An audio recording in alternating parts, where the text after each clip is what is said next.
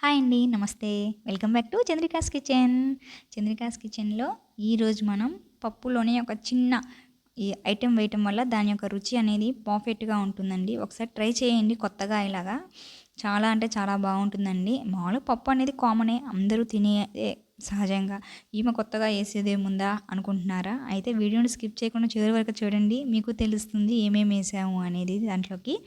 కానీ తక్కువ సమయంలోనే మనం ఈ ప్రాసెస్‌ని స్టార్ట్ చేసేస్తున్నాం అనమాట. ఓకేనా. నేను దీంట్లోనికి ఎర్ర కందిపప్పు నేను తీసుకున్నానండి. మార్కెట్లో మనకి దొరుకుతుందనమాట. నేను దీన్ని ఒక పావు కప్పు తీసుకున్నాను. అదేవిధంగా ఒక పావు కప్పు వరకు పెసరపప్పు, పావు కప్పు పచ్చిపప్పు 3 ఈక్వల్ క్వాంటిటీగా తీసేసుకున్నానండి. ఎర్ర కందిపప్పు, పెసరపప్పు, పచ్చిపప్పు. దీన్ని మొత్తాన్ని ముందు మనం వాష్ చేసేసుకుందాం. విడివిడిగా వాష్ చేసి పక్కన పెట్టేసుకుందాం. నేను దీంట్లోనికి ఒక ఉల్లిపాయ, ఒక టమాటో, 2 పచ్చిమిరపకాయలను, అదేవిధంగా ఒక 4 వెల్లుల్లి రెమ్మలను, ఒక బిర్యానీ ఆకును తీసుకున్నానండి. 2 లవంగాలను కూడా తీసుకున్నానమాట. ముందుగా నేను టొమాటోని శుభ్రంగా కడుక్కొని ఈ విధంగా పైన చిన్న గ్రీన్ కలర్లో ఉంటుంది కదా, దాన్ని రిమూవ్ చేసేసుకొని 4 పక్షాలుగా చేసుకున్నాను. అదేవిధంగా ఉల్లిపాయని ఒక 2 పార్ట్స్గా డివైడ్ చేసేసుకున్నానండి. పచ్చిమిరపకాయని మామూలుగా కట్ చేయకుండా ఇలా గార పెట్టేసి తీసేసుకుంటున్నాను అనమాట. ఒక 2 అయితే సరిపోతుంది నేను తీసుకున్న క్వాంటిటీకి.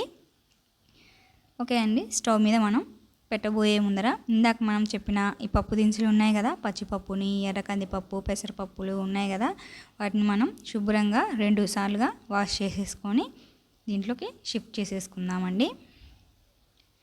ఇవి చక్కగా మనం అయితే వీటిని ఏమీ నానపెట్టలేదండి, జస్ట్ వాష్ చేశాను అంతే. ఇందాక మనం తరిగి పెట్టుకున్న టమాటాలను వేసుకుంటున్నానండి.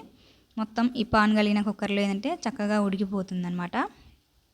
అదేవిధంగా ఉల్లిపాయని పెట్టేసుకున్నానండి. అదేవిధంగా నేను తరిగి పెట్టుకున్న పచ్చిమిరపకాయలు ఉన్నాయి కదా, వాటిని పెట్టుకున్నాను.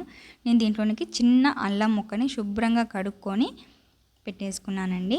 ఒక బిర్యానీ ఆకు, 3 వెల్లుల్లి రెమ్మలు, 2 లవంగాలు. మొత్తాన్ని మనం ఏం చేసాము, మొత్తం కలిపి పాన్లో వేసేసానండి. రుచికి సరిపడా ఉప్పు వేసేసుకుంటున్నానండి. ఒకసారి ఉడికింది అంటే ఇంక మనకి పనే ఉండదన్నమాట. కొంచెం కారం వేసుకున్నాను, లైట్గా పసుపు వేసుకున్నాను, ఇంగువ వేసుకున్నానండి. ఒక 1/2 టేబుల్ స్పూన్ వరకు ఇంగువ వాడాను. నేను మొత్తం దీంట్లోనికి ఒక 3 కప్పుల వరకు వాటర్ తీసుకుంటున్నానండి. మనం మొత్తం పావు కప్పులు క్వాంటిటీ అయినప్పటికీ 1 కప్పుతో 3 కప్పులు లెక్కనలాగా తీసుకుంటున్నాను అనమాట క్వాంటిటీ. పావులుగా కాకుండా 1 కప్పు, అలా ఫుల్ కప్పులు 3 తీసుకున్నాను అనమాట.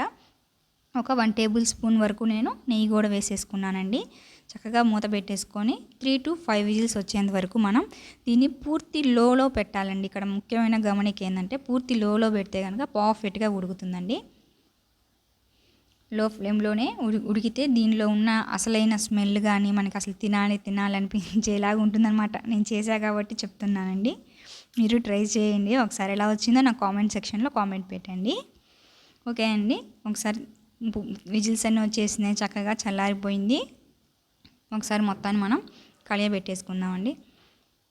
చూడండి ఎంత చక్కగా ఉడికిందో. ఇటువైపు పచ్చిపప్పు ఉంటుంది కదా, అది బద్దలుగా ఉందండి. అంటే మనము పూర్ణాల పిండికి తయారు చేసుకుంటాం, చూడటానికి బద్దలుగానే ఉంటుంది. బట్ మనం కొద్దిగా వేలుతో అలా ప్రెస్ చేసామంటే మెత్తగా అయిపోతుంది. చూసారు కదా, మనం పూర్ణం పిండికి తయారు చేసుకుంటాం కదా, ఆ విధంగా బాయిల్ అవ్వాలి. చూడండి, నేను మీకు వీడియోలో చూపిస్తున్న విధంగా బద్దగానే ఉంటుంది. అలా అనగానే మెత్తబడిపోతుంది అనమాట. ఆ విధంగా కుక్ అవుతుంది అనమాట. మీడియం ఫ్లేమ్లో పెట్టుకోవడం వల్ల ఈ విధంగా చక్కగా కుక్ అవుతుంది.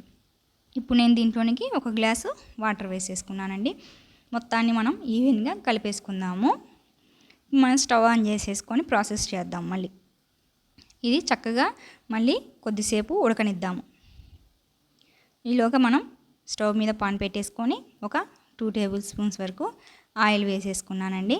ఆయిల్ వేడెక్కాక దీంట్లోనికి మినపప్పు, ఆవాలు, జీలకర్ర వేసేసుకొని ఒక 4 కరివేపాకు రెమ్మలను, కొద్దిగా కొత్తిమీరను వేసేసుకొని తిరగమాత గింజలన్నీ కూడా చిట్టపట్టమనేంత వరకు కూడా చక్కగా వేయించేసుకుందామండి.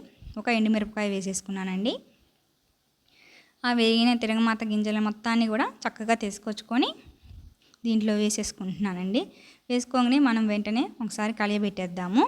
కలియబెట్టగానే వెంటనే మనం కనుక మూత పెట్టాము అంటే ఆ తిరగమాతకు ఉన్న ఫ్లేవర్ అంతా కూడా మనకి పప్పులో పడుతుందన్నమాట. దీనివల్ల ఏంటంటే అసలైన టేస్ట్ అనేది ఇప్పుడు బాగుంటుందన్నమాట. మామూలుగా తిరగమాత వేసేస్తాం కదా, కాకపోతే వేగంగానే మూత పెట్టేసాము. పెట్టడం వల్ల ఏంటంటే బాగా పర్ఫెక్ట్గా మంచి ఇంగువ ఫ్లేవర్స్ అన్నీ పడతాయి కదా, బాగుంటుంది. గార్నిష్ కోసం నేను కొత్తిమీర వేసుకున్నానండి. అంతే అండి, చాలా అంటే చాలా సింపుల్ మెథడ్లో చూశారు కదా. ఒకసారి అన్నీ తరిగేసుకొని కుక్కర్లో పెట్టేసామంటే పర్ఫెక్ట్గా రెడీ అయిపోయింది. చూడండి ఎంతో టేస్టీగా ఉండే దాల్ అనేది రెడీ అయిపోయింది. మీరు ట్రై చేయండి. మీరు ట్రై చేశాక మీకు ఎలా కుదిరిందో కామెంట్ సెక్షన్లో కామెంట్ చేయండి. వీడియో నచ్చితే లైక్ చేయండి, మీ ఫ్రెండ్స్ అండ్ రిలేటివ్స్కి షేర్ చేయండి. మరిన్ని సింప్లీ అండ్ టేస్టీ రెసిపీస్ కోసం చంద్రికాస్ కిచెన్ని సబ్స్క్రైబ్ చేసుకోండి. Thank you for watching.